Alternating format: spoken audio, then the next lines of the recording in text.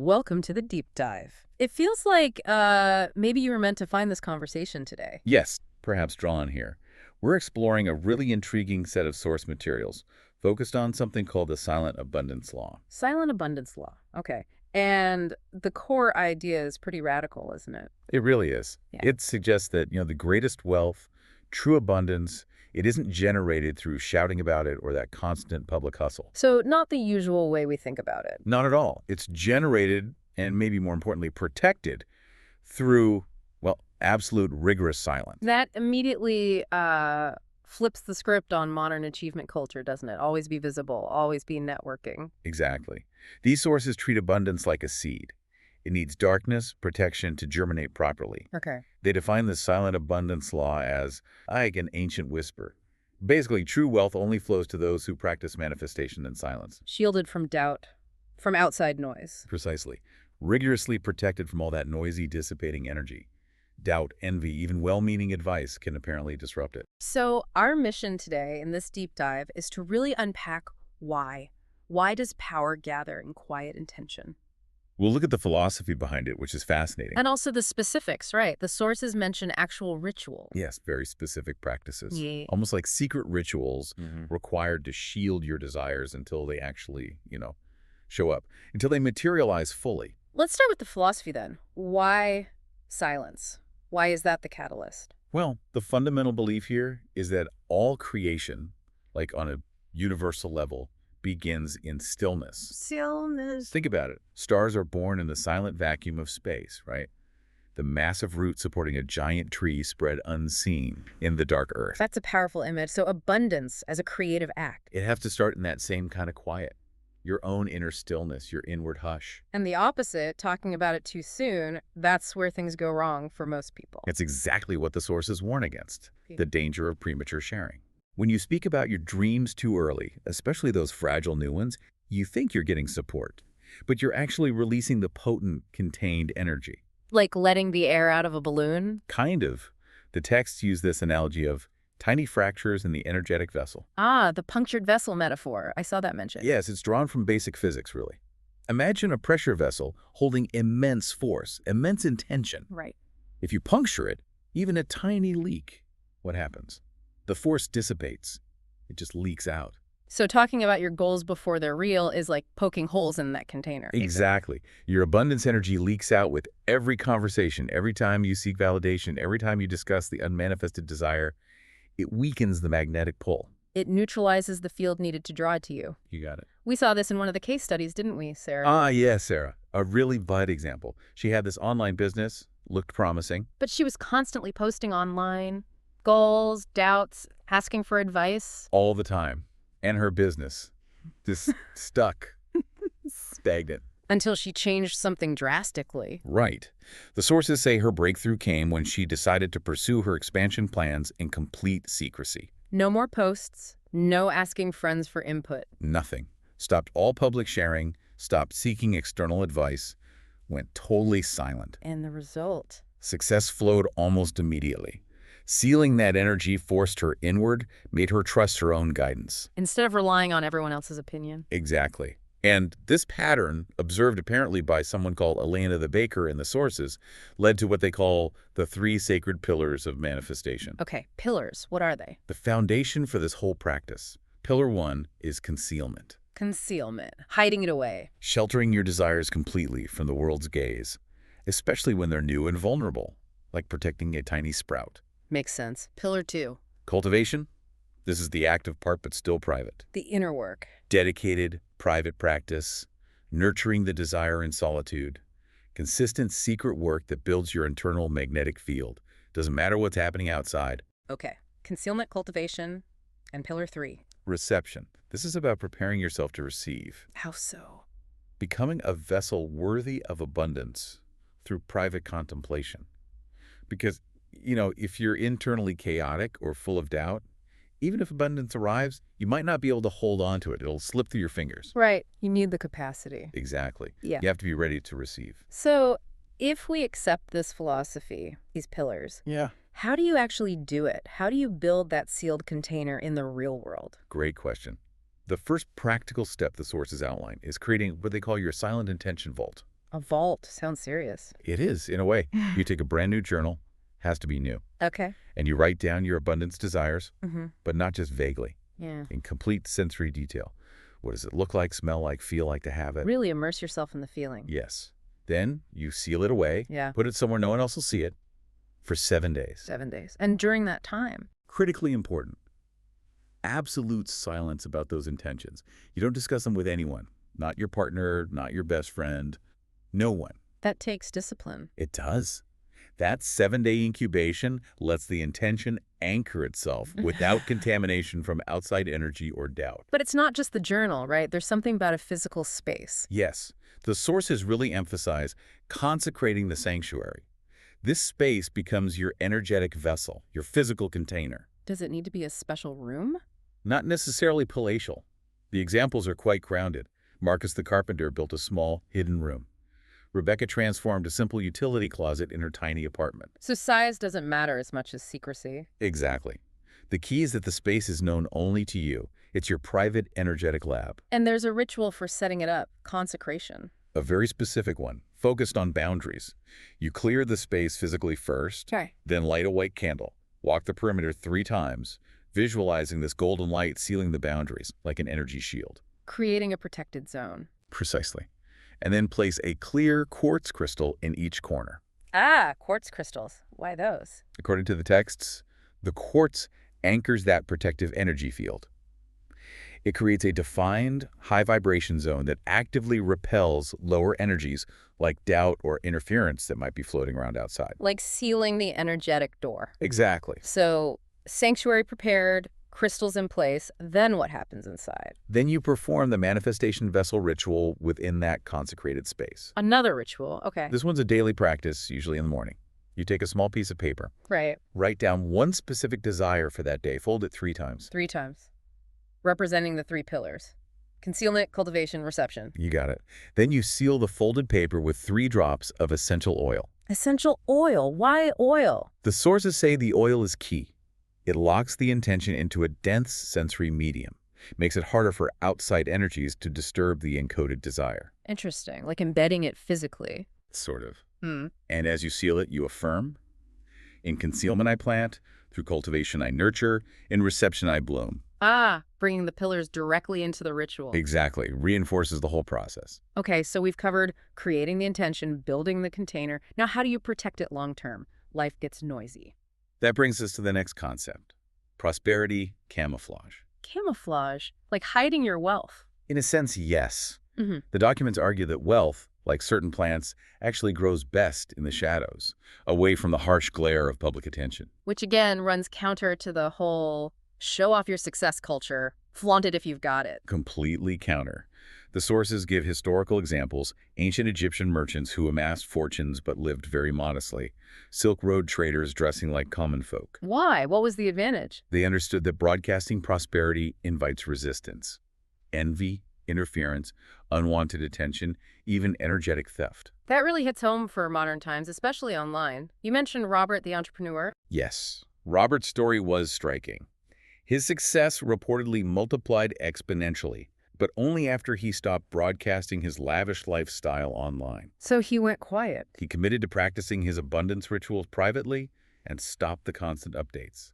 Broadcasting intentions, the texts say, releases them into the collective consciousness. Creating static, interference. Energetic interference patterns, they call it, which can literally neutralize the magnetic field you've been carefully building in private. Okay, I get the theory. But practically, in today's world, if you're building a business, you often need partners, investors, you have to talk about plans sometimes. How does complete secrecy work then? It's a subtle distinction. It's about protecting the sacred intention and the ritualistic energy, not necessarily every single operational detail. Yeah. You can discuss a product launch without revealing the deep personal abundance goal attached to it or the private rituals you're using. So manage the energy lead, not necessarily clam up entirely about practicalities. Precisely. And they offer a specific technique for those moments you feel the urge to overshare, especially to seek validation. It's called the sacred pause technique. Sacred pause. How does that work? When you feel that impulse, I need to tell someone about this amazing plan, you literally pause, Take 3 conscious breaths Okay. and silently affirm to yourself, I honor this vision by holding it sacred. Ah, so you redirect the energy internal. Pulls it back from public declaration, back into that protective cocoon you've built. It's an immediate practical tool. That's useful. But what if you feel negative energy directed at you, like external doubt or interference actually trying to get in? For that, the sources offer something more heavy-duty, the ancient shielding technique. Yeah, it's powerful. It's described as serious energetic boundary setting. You visualize an iridescent bubble of protective light around your sacred space. Iridescent like it reflects away anything sent towards it. Like an energetic mirror shield. Exactly. And then, at each cardinal direction, north, south, east, west, you visualize or physically draw the symbol of a spiral within a circle. Spiral within a circle. What does that signify? The spiral draws energy inward, strengthening your core intention. The circle represents the impenetrable boundary. And you do something while drawing it. Yes, you intone Om 3 times at each direction, grounding the shield energetically. Okay, wow. So the external container is sealed, shielded, but the sources say the real work happens inside. Absolutely. That external protection is crucial, but then comes the inner alchemy, transforming your own doubt and feelings of lack in solitude. This is where the real test is. Often, yes. The sources describe the period between your inner commitment, doing all these practices, and the actual outer manifestation as a kind of void of darkness. Doesn't sound fun. It's the ultimate test of faith, apparently. Resisting the urge to give up, ignoring the clamoring voices of the world telling you it's not working, especially right before the breakthrough. And a lot of that pressure comes from needing validation, right? Wanting someone else to say, yes, you're on the right track. Exactly. Seeking approval is seen as a major weakness because you're essentially outsourcing your power, your connection to your own inner guidance, or source consciousness. Like Christopher the painter in the case study. Perfect example. Mm. Technically brilliant artist, apparently. But his art only gained real power, real value, when he stopped painting for the galleries, for the critics. What did he do instead? He started creating exclusively in complete privacy for himself, following his own inner vision, shielded from external judgment. So how do you break that need for validation? The sources suggest rigorous self-trust building, often through something like a 40-day mirror practice. Mirror practice? Yes. In complete privacy, you gaze deeply into your own eyes in a mirror, and you speak the truth you want to embody. I trust the wisdom within me completely. I need no outside approval to know my worth. Saying it to yourself, looking yourself in the eye? Repeating it. The goal is to dissolve those external dependencies, like at a deep, almost cellular level. Okay.